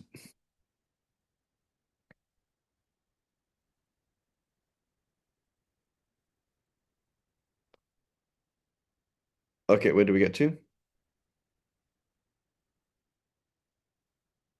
Why has another sent down to him? So they ask, why no other sign? So that's my point. Can I have a teacher? Can I have another test other than marriage? No, no, no, no, no. This is the test you're gonna have. Can I have another test other than kids? Like, can I have like cats? Like cats, I can be patient with, but my kids, no, I can't. It's like, no, no, no. So this is what we're doing, right? Can I have another test other than like cancer? Like, no, no, this is the test you're gonna have, right? It's pretty obvious. You just need to pass it, right? So they ask, why has no other sign been sent down to him from his Lord? They say, oh Prophet, Allah has power to send down any sign. Like you can send you anything. It's not like Allah can't send you another sign. But this is the sign that Allah is giving you right now. Right? Though most of them do not know. Right? All living things, all living beings roaming the earth and winged birds soaring in the sky are communities like yourselves. We have left nothing out of the record, Allah's preserved tablet. Then to their Lord they will be gathered all together. Those who deny our signs are willfully deaf and dumb. So very important. Kufr is intentional. Sin is intentional. Heedlessness is intentional. So the default nature is iman, ta'a, and dhikr. Okay? But we, as twisted, messed up people, we go away from the fitrah and we do kufr, or we do sin, right? Or we do ghafla. So ghafla in Jannah, people will remember Allah without effort, right? You will remember Allah without effort because that is the default. Feeling in the presence of Allah subhanahu wa ta'ala is the default, right? It is through our own hatred, our nafs resentment of Allah subhanahu wa ta'ala. It is the nafs resenting Allah subhanahu wa ta'ala and resenting having a Lord and loving the hiss over the ma'na and loving the specifics over the big picture that we live a life of ghafla. So ghafla is not unintentional. Ghafla is intentional, right? So they are willfully deaf and dumb, right? Right? It's like somebody, Yusuf is saying, it's my fault. I'm saying, la, la, la, la, la, la, can't hear you, can't hear you. That's what we're doing emotionally. We actually emotionally block Allah, right? So dhikr is natural. Dhikr is a non-active thing. And ghafla is an active thing.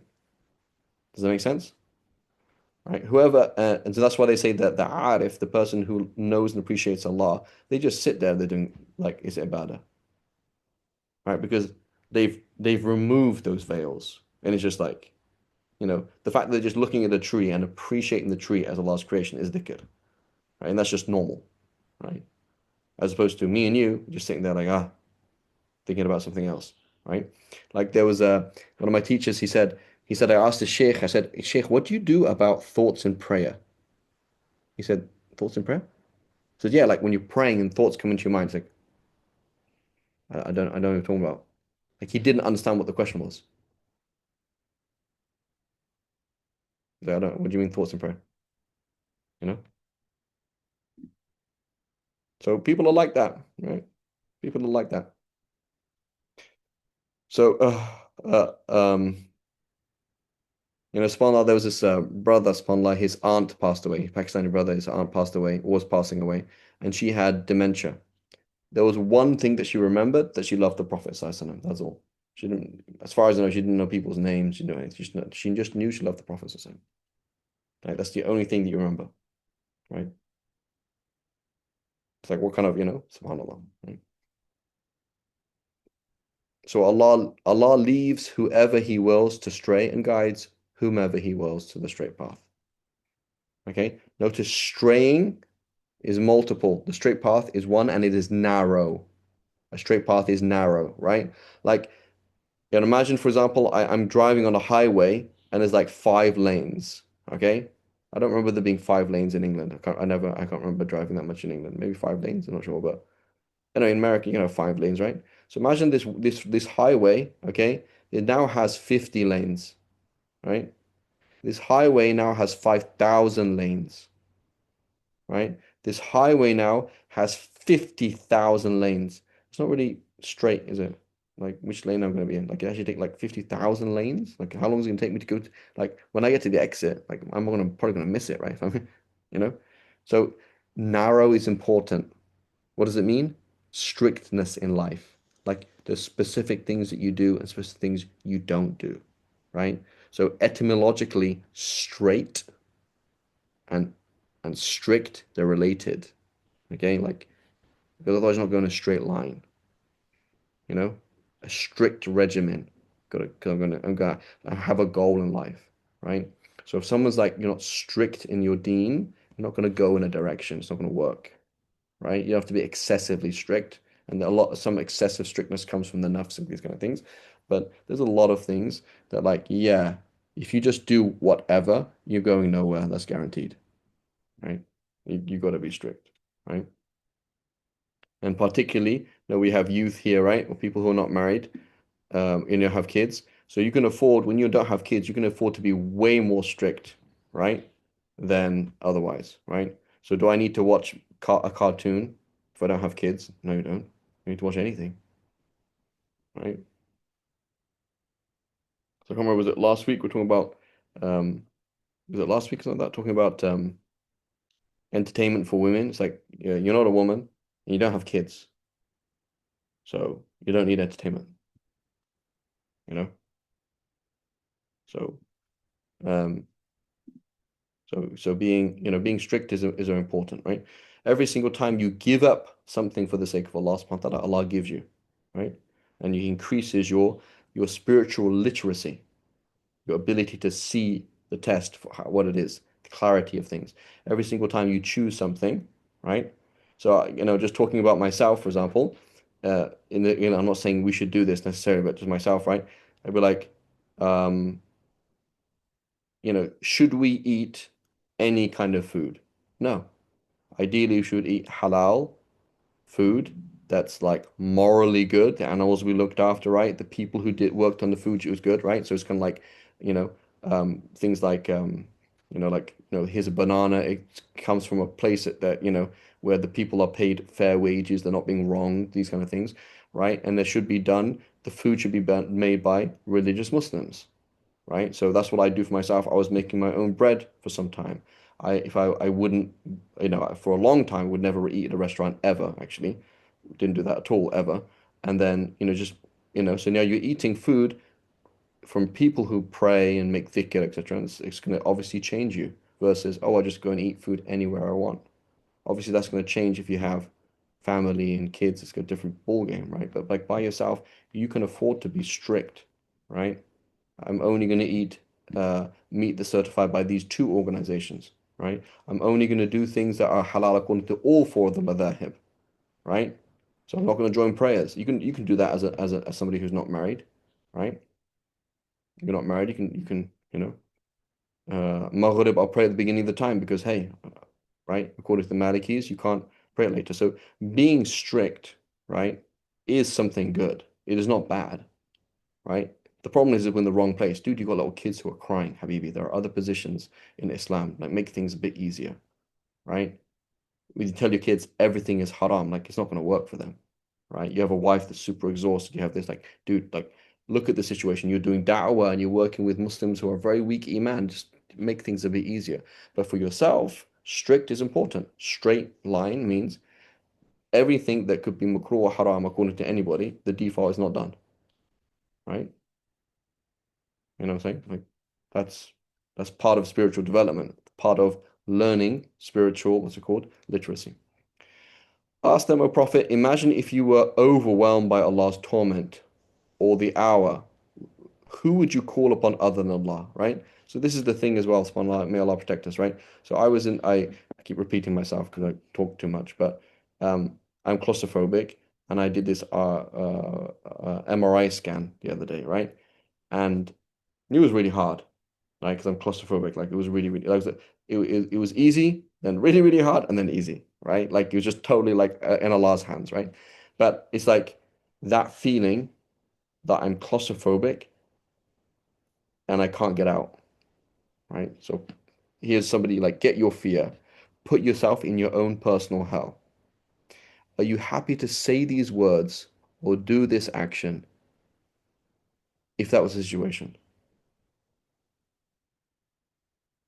If you're happy to do it, do it. You know, your child is in ICU. You're in excruciating pain. You have not eaten for 2 weeks, right? And you're in a very difficult situation. You're saying, Ya Allah, please help me. In that situation, would you say these words or do that action? Yes, okay. But half of the time, we would not say those words or do that action in that situation. When we tasted the difficulty, we wouldn't do those things. Allah saying that you're going to go and call upon Lat and Uzza and this and that when you're in that situation. Like when it hits, who are you going to call on? Allah. Okay, so when Allah makes things easy, why do you call upon somebody else? Right? Why do you change? Right? If you were being bombed, would you speak to your wife like that? If you were being bombed, would you speak to your husband like that? Okay. Then brother, sister, why do you talk to her or him like that other times? Right?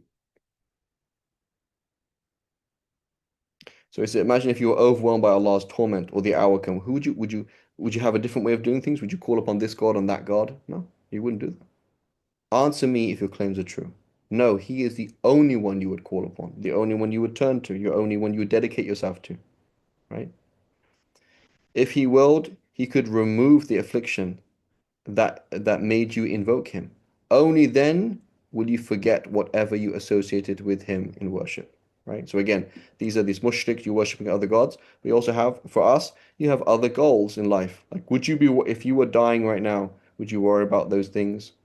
Would you worry about this? Would you worry about that? Like, if you're dying, would you make sure your wife knew that it was her fault, not yours? Really? Like, no, it's okay, I'm dying. Right? So that argument that you have with your spouse, only have it if that's the last argument you're ever going to have. You know what I'm saying? If your kid is about to die, would you blame them for knocking the milk over? It's okay. You know, it's like, so it's a really useful thing to do. I do that as a parent sometimes. Like, imagine my kids died now. Would you be sad about the way that you spoke to them in that day? Like the way you interacted with them, would you be like happy or sad? You'd be like, dude, yeah, I'd be really sad because like messed up, you know? And so, well, then don't talk to them like that, right? Don't do that, right? And then subhanAllah, the opposite with my dad. My dad, rahimahullah, he passed away 10 years before he passed away, meaning like it clicked, like, khalas, I'm gone, you know? So he's a very kind of different person. The last message that he sent me was on Skype. You know, I don't know if anyone uses Skype anymore. He sent me a message on Skype. He says, it's okay. Don't worry about it. Like I was trying to send something to you. He was like, yeah. And I said, I don't know how I'm going to send this to you. He's like, it's okay. Don't worry about it. Right? As opposed to, well, you better do that now, you know?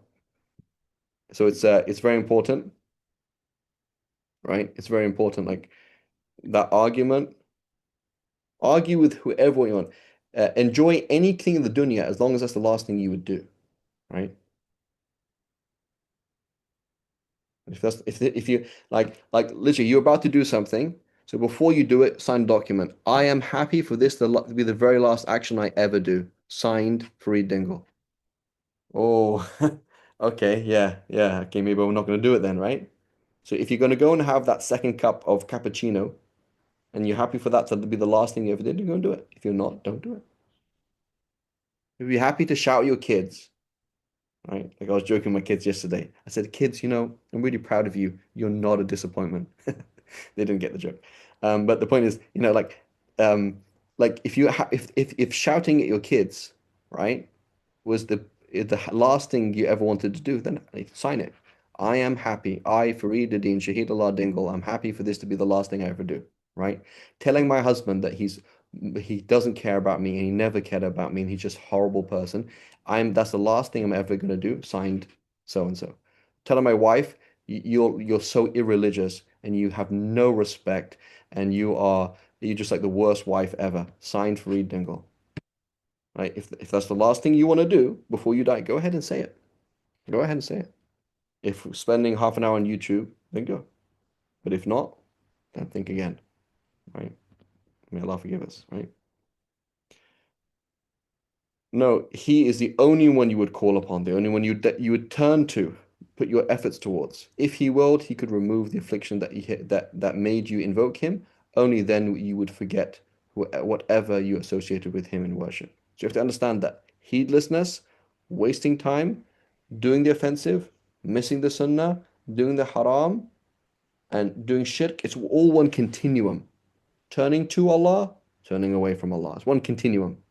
It's like level shades of kufr, right? Shades of kufr and shades of iman. That's the reality of what's happening.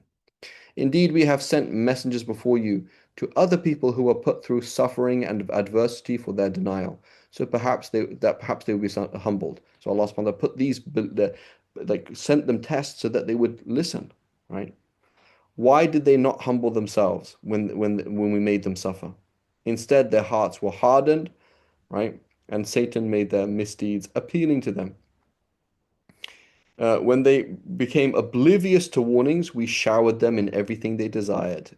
Ooh, painful. Why is that painful, ladies and gentlemen? When they became oblivious to our warnings, we showered them with everything they desired. Well, when you have everything you want, you probably won't be turning to Allah, asking for help. Yeah, but but look at the tartib, the order. When we gave up on them, right? Khalas, you are now fashil, failed. You are now, so Allah subhanahu wa ta'ala says, test one, test two, strike one, strike three, khalas, you failed. As soon as you failed, Allah subhanahu wa ta'ala gives you everything you want. So when you get everything you want, what might that mean?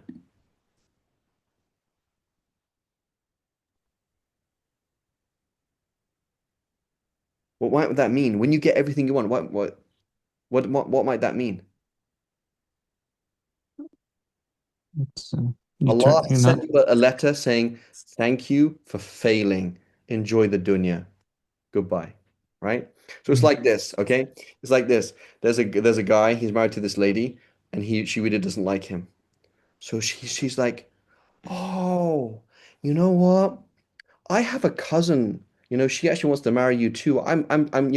It'll be hard for me. I know it'll be hard for me, but for the sake of Allah, I can bear, you can spend time with her. And in fact, you know what? For the sake of Allah, I'll give you even my nights you can spend with her, because I just want the ajr. And you're like, oh, really, sweetheart? And she's like, yeah, wow, you're the best Muslim I've ever met. She's like, actually, I just want to get rid of you. Go away. Right? So Allah gives you the dunya and makes you love the dunya because He doesn't care about you anymore. Just go away. I don't want to hear your dua. I don't want to test you with cancer, with loss of children. I don't want to with bombs, with lack of electricity. Just go somewhere else, right? So generally speaking, ladies and gentlemen, when we're not going through trials, it basically means we've been fired. That's what it means. It means you are so lame, I'm going to give you the easiest possible test, right? Just don't man.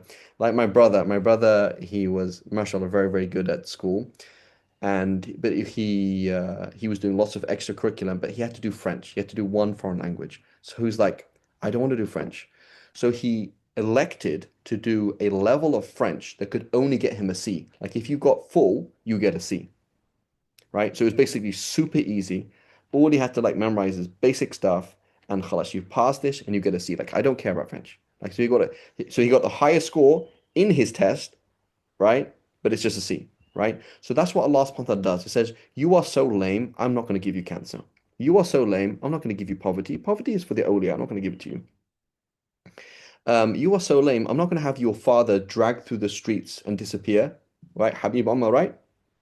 Think about say Habib Ammar and his father. Where on earth is his father? Where did his body even end up? Right? Sheikh Muhammad Yaqub, he lost his whole family, right? So the Prophet ﷺ said, who is tested the most? The prophets, and then those who like them. Because you and me were so lame, Allah's given us internet, healthcare. We have American passports, so there's no problem. Like the whole world will come and save you. You speak English, you can make money, you have a salary, you have all these things because you've been fired a long time ago. Okay? Inshallah, that's not the case. And inshallah, Allah's testing us, right? Through shukr. Inshallah. We have a hope, Ya Allah, inshallah, Allah, please make me close to you by the people of shukr. But the fact you have internet, you have electricity, you don't work 80 hours, your kids don't work in mines, right? Your parents didn't have a gun to their head when you were 5 and you're traumatized by it. You didn't go through all the hell that the rest of the world's going through, right? You don't get, then it may well be that you and me have been fired a long time ago. And it may well be that Allah's testing us with gratitude. So regardless, whatever it is, we should be grateful and we should be very, very careful that we've been fired because it's not a nice thing to be. Does that make sense? Did everyone like my polygamy example? I think it's quite a good one, right? He's like, oh my God, you're such a good Muslim. I was like, yeah, but that's because I don't, not interested in you. Go away, right? Because that's reality, right? When Allah subhanahu wa ta'ala gives you the dunya and you love the dunya, Allah subhanahu wa ta'ala says, I don't want you. You're not special to me. Go somewhere else. But when you love Allah, it's because Allah loves you, right? When you love Allah, it's because Allah loves you. But when your heart is turned to the dunya, it's because Allah has turned away from you, right? Like, go and look at something else. I don't want you as my slave. Go and be a slave of cars. Go and enjoy women. Go enjoy money. I don't know, something. But, right? As opposed to special people who love Allah. They love Quran. They love dhikr, right? They see the dunya through Allah. It's a different thing, right? So anyway, what I'm trying to say is every single one of us, we should be super scared that we've been fired a long time ago. And Allah's just put us on this super lame test that if you just pass it, you just about get a D, right? And khalas, get into Jannah somehow. As opposed to those great people who are going through difficulty. They don't have a Western passport. They don't have electricity. They don't know where their son is. Life is very, very hard. They're struggling with mental problems, emotional problems. Everything's falling apart regularly. Their life is just like continual trials, right? So we have to be cognizant of that at least, right? But just so it's not a good thing, right? It's not a good thing that you do something haram and then Allah gives you the dunya. That's a really bad thing, right? You lower your standards and then Allah makes things easier for you, right? So you were really worried about stuff because you were struggling in your marriage, you were struggling with your kids, you were struggling, so you were a bit more careful with your deen, okay? And then you became less careful with your deen, and then your marriage worked out, and your kids worked out, and it's like, khalas, it seems okay. Like, so you were judging, like, oh, I'm cutting corners, but everything's working out, so I guess that's okay. No, when they became oblivious to our warnings, we showered them in person. Go ahead, knock yourself out. Enjoy the dunya. Right? But just as they became prideful of what they were given, we seized them by surprise. Then they instantly fell into despair. So every single one of us, that's how we should feel. Oh, you have a Western passport. Oh, you have this. Oh, you have that. Oh, you have a car. Oh, you can get money. Oh, da da da da da. You feel proud. Watch the punishment that's coming. So this is how we should live life. Huge hope that Allah wants us to be as close to Him as possible. Great fear that this is all istidraj. Allah's setting up our failure and setting up the punishment. And then the way you talk, walk, expresses that, right? I'm super scared of Allah subhanahu wa ta'ala. When you're in sujood, oh Allah, please allow me to do sujood again. Not, oh yeah, when I pray later on. How do you know you're going to pray later on? Right? Pride. Oh, I'm religious. You're not religious. You are held in Allah's kindness. You might not be praying tomorrow. So when you come in sujood, Ya Allah, please, I beg you, allow me to do sujood again. Right? You put the Mus'haf down, Ya Allah, please allow me to pick the Mus'haf up again. Right? You do something good, oh Allah, allow me to do some more good things in the future. Right? As opposed to, yeah, I got this. We seized them by surprise, then instantly they fell into despair. So the wrongdoers were utterly uprooted, and all praise is for Allah, Lord of the worlds. Ask them, O Prophet, imagine if Allah were to take away your hearing or seeing or see your hearts, who else other than Allah could restore it? Right? See, O Prophet, how we vary the signs, yet they still turn away. Painful, right? For the kafir, given different signs, you still fail. I brought up me and you. Same thing. Give you different signs, still don't get it. Right? Ask, imagine if Allah's punishment were to overwhelm you with or without warning, who would be destroyed other than the wrongdoers? Right? We have sent messengers only as deliverers of good news and as warners. Whoever believes and does good, there will be no fearing for them. Right? He says no fear for them. Right? Nobody will fear for them.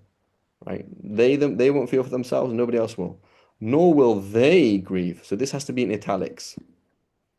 Right? So what's the difference between this? I'm living with Yusuf, him and I were sharing an apartment, and I say, I'm not doing the washing up. What does that mean?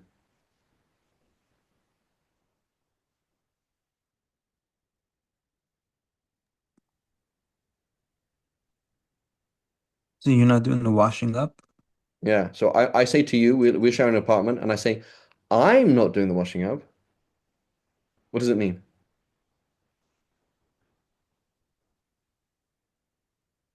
So what's the difference between I'm not doing the washing up and I'm not doing the washing up? It means you are, right?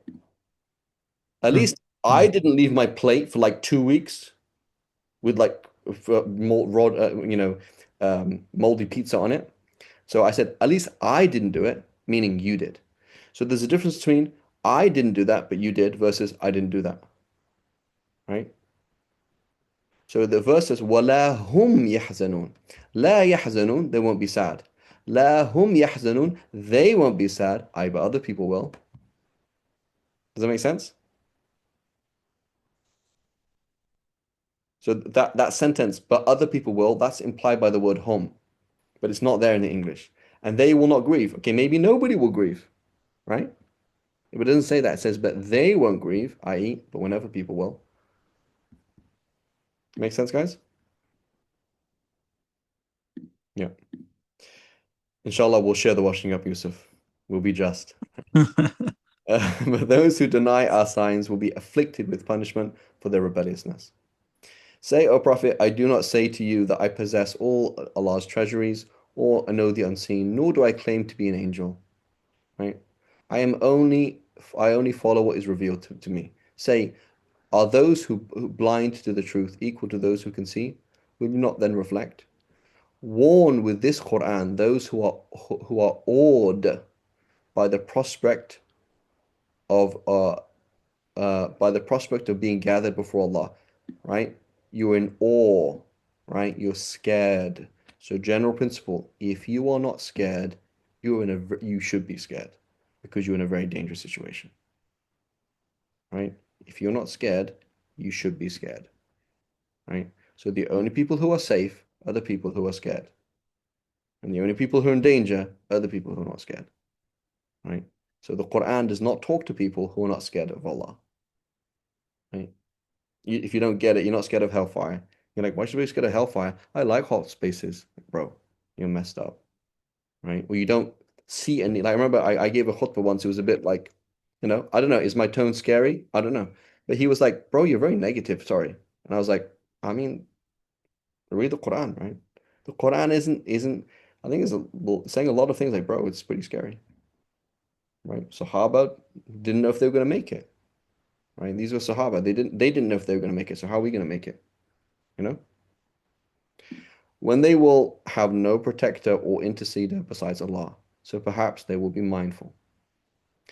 O Prophet, do not dismiss those poor believers who invoke their Lord morning and evening, seeking His pleasure. You are not accountable for them whatsoever, nor are they accountable for you. So do not dismiss them or you will be of the wrongdoers. It is this way we have tested some by means of others, i.e., poor people and other people, right? So here's a fitna that Allah subhanahu wa ta'ala tests the disbelievers. He's generally made most good people on earth are poor and what's it called? Are in an unenviable position, right? So that's generally the case, right? The people who are closest to Allah are in an unenviable position. They're poor, they're ugly, they don't have situation, they're not intelligent. And he's put bad people, intelligent, good-looking, power. That's a huge test, right? And so Allah's put that situation. Look, the good people are often a situation we're not impressed by them, right? So do not dismiss them, or you will be of the wrongdoers. In this way, we have tested some by means of others. So those disbelievers may say, has Allah favored these poor believers out of all of us, right? How are Muslims right? They're like third world countries, most of them. Does Allah not recognize the grateful? Right? Allah knows who's grateful, who's not. You wouldn't be grateful. When the believers in our relations come to you, say peace be upon you. Your Lord has taken upon himself to be mercy. Whoever among you commits evil ignorantly or recklessly, then repents thereafter and mends their ways, Allah is truly all forgiving, most merciful. This is how we make our signs clear, so the way of the wicked may become distinct. Say, O Prophet, I have been forbidden to worship those you invoke besides Allah. Say, I will not follow your desires, for I then would certainly become astray. So here's a key concept. The Quraysh were super pluralistic. You can bring any god you want. So we accept everybody, just accept us. Right? We accept everybody, so you should accept everybody too. Right? You know, that's the same rhetoric in the West today. You know, as long as you understand, you can be Muslim, as long as you accept that Buddhism, Islam, like as long as you're pluralistic, like you just see, as long as you understand Islam is just a culture and it's not truth, right? And as long as you respect other cultures as well, that's cool, right? So this is the problem with our right or left-wing Muslims, right? You're left wing, and then you're voting for the left wing. The left wing is actually doesn't agree with you, right? They basically believe truth is relative, right? It's a problem, right? So the Prophet ﷺ offended the Quraysh by not being pluralistic in that regard. Like, no, these false idols are wrong. The Prophet ﷺ did not respect all religions. He tolerated some religions. He didn't tolerate all religions, and he didn't respect all religions, right? So that's a problem, right? Say, I will not follow your desires, for I then would certainly be astray and not one of those rightly guided. Say, O Prophet, indeed, I stand on a clear proof from my Lord, yet you have denied it. That torment that you seek to hasten is not within my power. It is only Allah who decides his time. He declares the truth. He is the best of judges. Say also, if you seek to hasten, if what you seek to hasten were within my power, the matter between us would have already been settled. But Allah knows best the wrongdoers. With him are the keys of the unseen. No one knows them except him, and he knows what is in the land and sea. For not even a leaf falls without his knowledge, nor a grain in the darkness of the earth, or anything green or dry, but it is written in a perfect record. He is the one who calls back your souls by night and knows what you do by day, then revives you daily to complete your appointed term. To him is your ultimate return, right? And so again, obviously the Prophet told us, du'as, things you do, but when you go to sleep, that's what we should do, right? Imagine you're not going to wake up, right? You say, Allah, I'm sorry, please. I've done this, this, this, this, this. Look at the good things you did and thank Allah for the good things. Look at the bad things you did, right? And khalas, that's it. There's no tomorrow, right? So that's a spiritual disease, right? A major spiritual disease. Oh, tomorrow I'm gonna do this. There's no tomorrow, right? So in my mind, I have like a vague, not vague, but yeah, a kind of like plan of the future in principle. But we should only plan for the future in terms of ibadah, but in reality, so it's quite easy to die, right? Who here has almost died a few times, or at least once?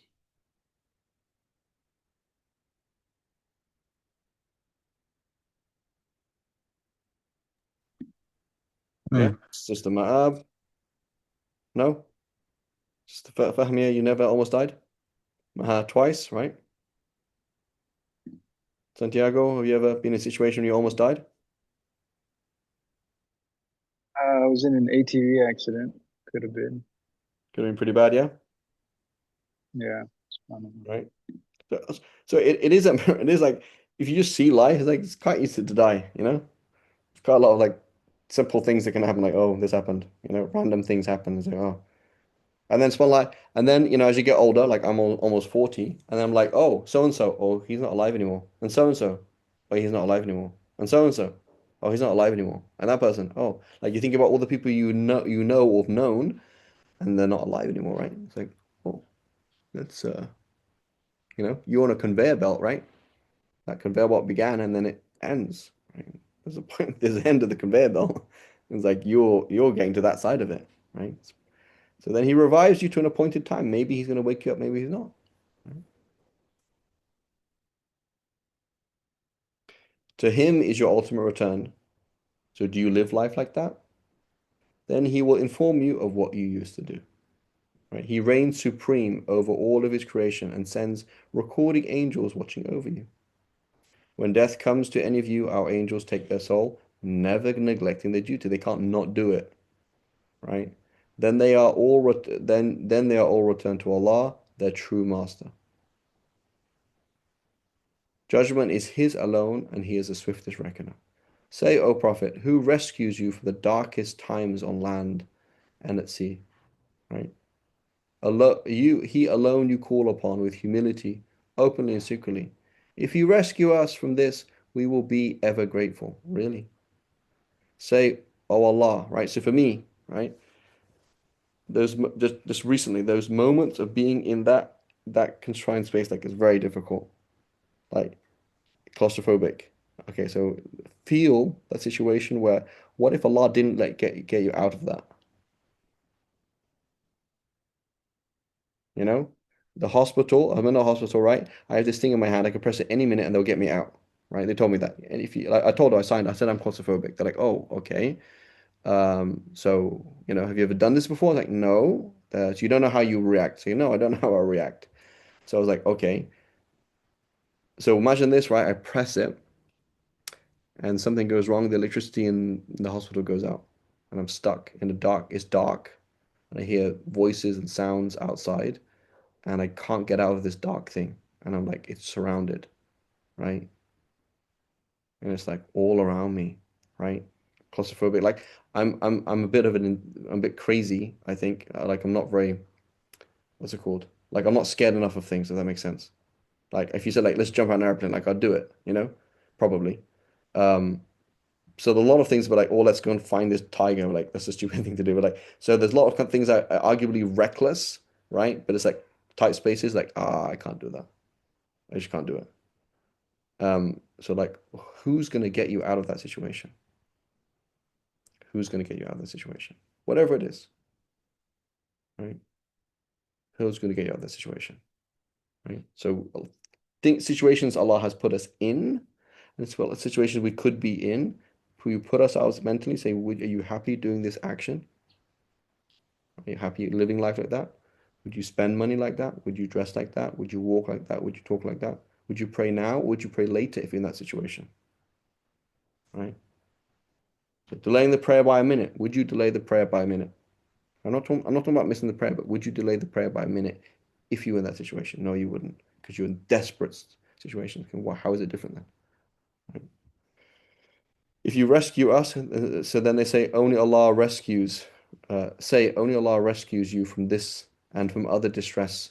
Yet you associate others with Him. Is shirk, or other goals, right? Or other this or that, right? So sister, you're not wearing hijab. If Allah puts you in a situation, would you start wearing hijab? Yeah. Okay, well, right. You're living with this person you shouldn't live with. You're not praying, you're eating this thing, you're saying these words, you're joking like this, you're sitting like this. Right? You wouldn't be the way you are if you recalled your absolute how much you need Allah subhanahu wa ta'ala. You wouldn't do that. Say He alone has the power to unleash upon you a torment from above or below you, or to split you into conflicting factions and make you taste the violence of one another. Live in civil war, right? Live in a situation where you're not safe. See how we vary the signs. Mental problems, right?